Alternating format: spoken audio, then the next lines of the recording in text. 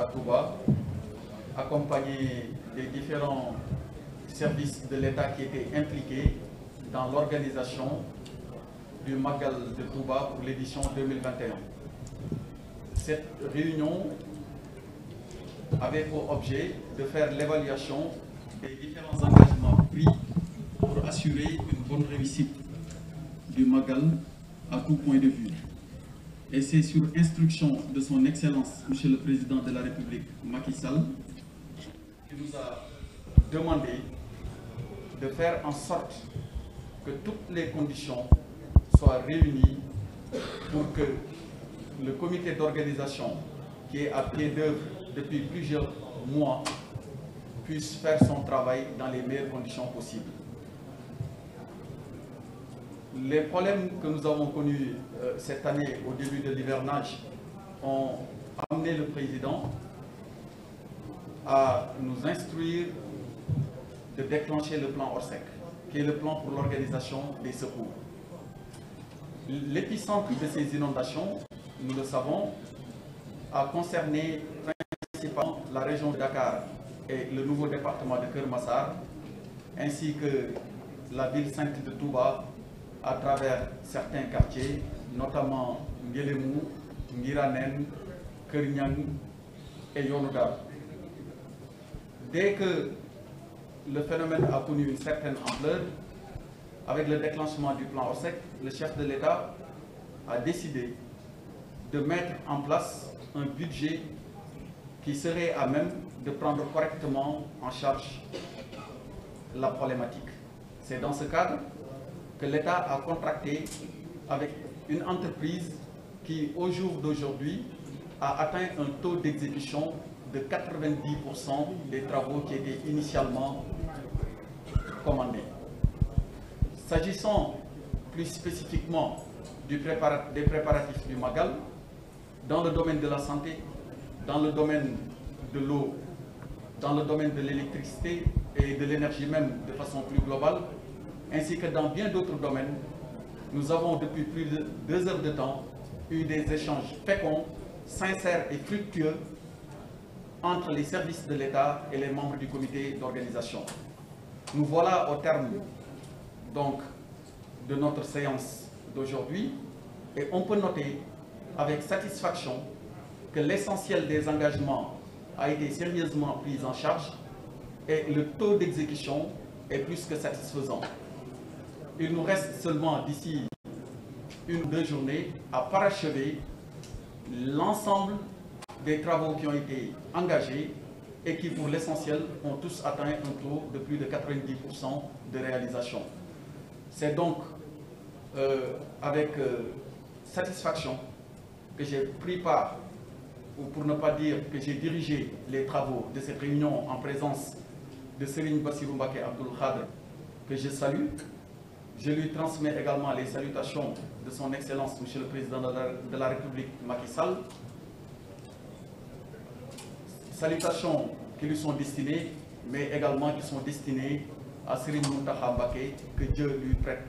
encore longue vie et lui permette de réaliser à la tête de la communauté mouride tous les vœux qu'il a pour son guide et grand-père Serigne Touba. Voilà les quelques mots que je voudrais adresser à l'issue donc de cette réunion et nous espérons, nous prions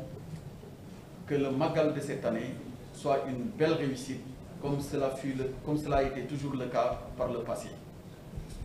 mbokk yi maa ngi leen di ziar di ñëw fii ci Touba tey ànd ak délégation bi nga xamante ni dañ ci fekk service su état bi yëpp ñi waroon a dugal seen loxo ci waajtaayu Magal bi ñu ànd ko nag ak président comité d'organisation bi nga xamante ni Serigne Cheikh Bassirou Mbacké Abdou Khadr moom moo ko jiite. li jiitu may leeral ni liggéey bi demee woon tey damay indi nuyoo ak ziyaarawu président de la République Macky Sall di jël nuyoo bi di ko teg ci loxo Serigne Cheikh Bassirou Mbacké Abdou Khadr mu jottali ñu ko Serigne Mountakha ñuy ñaan suñu borom mu yàggal ko fi mu ànd ak wér te suñu borom ci dogalam yi mu def lépp loo xamante ni naal na ko ngir liggéeyal ko Serigne Touba suñ borom def mu sottal ko ci jàmm. li nga xamante ni moo doon sababu waxtaanu tey wi mooy am na ay ndaje yu ko jiitu ndaje mu ci musa am dañ ci toog waxtaan xool li nga xamante ni moom la comité d'organisation bi tegtal état bi ni lii la ñu yittewoo ngir màggal bi bu ñëwee ak jàmm mën a jaar ci yoon. loolu nag ñu ngi ko tàmbalee woon fii ci sous-préfecture Ndam ba ñu ñëwee ca ministère de l'intérieur Serigne Cheikh Bassirou Mbacké Abdou Khadre ma koy sant bu baax jiite délégation bi jóge woon Touba. ba ñu ñëwee tamit xool nañ li nga xamante ni moom la ñu soxla yittewoo ko natt ko service su état bu nekk ñu wax ko lan moo ci waru garam sas ko ngir mu def ko ci anam yi mu gën a rafetee. tey bi ñu ñëwee ci ndaje tey mi dañ leen a jox kàddu xool ginnaaw bi gouverneur tënkee fi ñu toll ci liggéey bi ku ci nekk ci service su état bi ñu laaj la lan nga jot a def waaye yamuñu ci loolu ndax mënoon nañoo déglu service su état bi ñu wax ñu yam jàpp loolu ni xañ na lii mooy li nga xamante ni moom la ñu sottee ci li jógee ci rapport bi gouverneur def. dañoo jox kàddu gi comité d'organisation bi ni leen lii service su état bi wax ñu ngi leen ciy déglu ngeen wax ñu lan ngeen ci xam ak lan ngeen ci dund ak ñoom ñu am ay leerlu yuñ ci soxla waaye tamit am ay xalaat yuñ ci indi nga xam ni dafa mel ni jokkale bi ñuy jokkalante ci tàmbali bi ba léegi moom lañ doon wéyal. bi ñu waxtaanee ci loolu yépp nag ba noppi gis nañ ni li service su état bi jëloon ci wàllu engagement ci wàllu yépp lu ci nekk daanaka matal nañ ko. am na ci yoo xamante ni liggéey bi des na waaye li ci des lu tuuti la xañ na fii tey ak suba dinañ ko mottali bu soobee yàlla. am na loo xamante ni tamit ay xalaat yu bees la yu fi juddu yoo xamante ni buñ ci sukkandikoo muy màggalu ren bi waaye muy màggal yii ñuy ñëw dina gën a yéwénal ànd bi ñuy ànd di liggéey waaye dina gën a yéwénal tamit résultat yi nga xamante ni moom la ñuy séntu ci liggéey bi état bi war a taxaw ci wetu comité d'organisation bi. wàllu ndox mi am na ay jéego yu rëy yoo xamante ni état bi def na ko ci. am na 3 forage yu bees yu ñu bënn forage yi nga xamante ni amoon na fi ñu def entretien bi ba ñu ngi séntu fukki junni mètre cube yu yokku ci li nga xamante ni fukki junni mètre cube yu yokk ci li nga xamante ni moom lañ daan am naka jekk ci ndoxu Touba. ba loolu jur na sax benn xalaat buñ ci am mooy bu ñu bàyyee ndoo ndox bi mu duggandoo ci réseau bi xëy na mën na sax am lu mu yàq ci tuyau yi waaye am na lu ci dal suñu xel mooy Sen'Eau dina fi toog su fekkente ni benn yàqu-yàqu am na ci réseau bi ñu dal di dem fa nga xamante ni fa la amee ngir indi ci saafara. ci wàllu tamit hygiène ki yor service d'hygiène leeral na léegi liñ fi jot a def. ci wàllu tali am na liggéey yoo xamante ni jot nañ ko ci def Serigne Cheikh Bara Lahat mi ngi leeral léegi ni ci guy mbind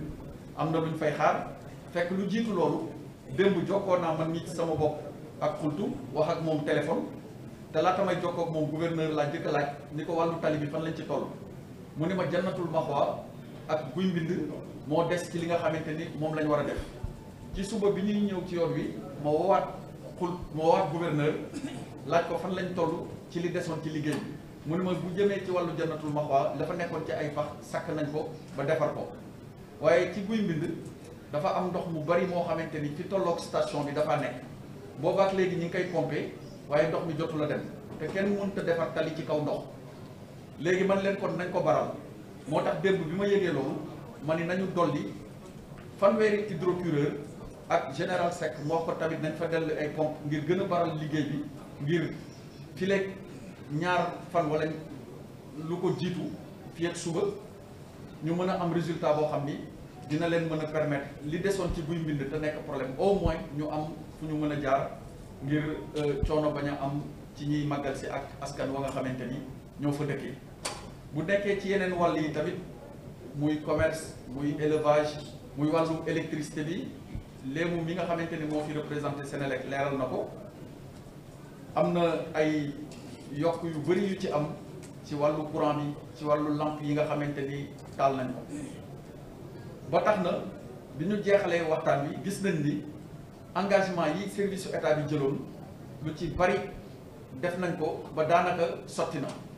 li ci noppiwul diggante tey ak suba war nañ koo sottal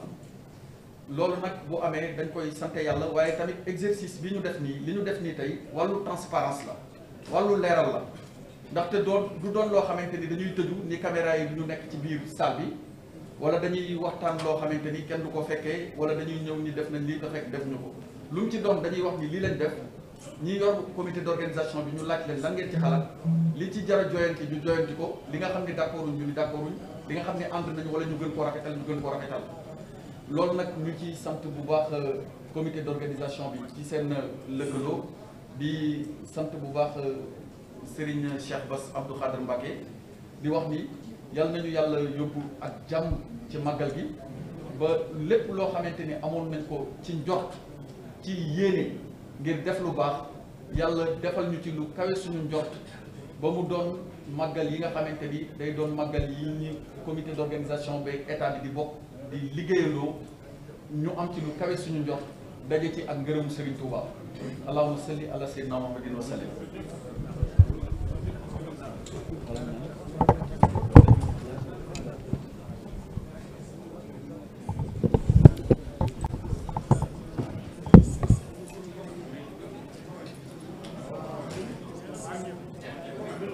Fallou Sëñ baa ngi ñàkk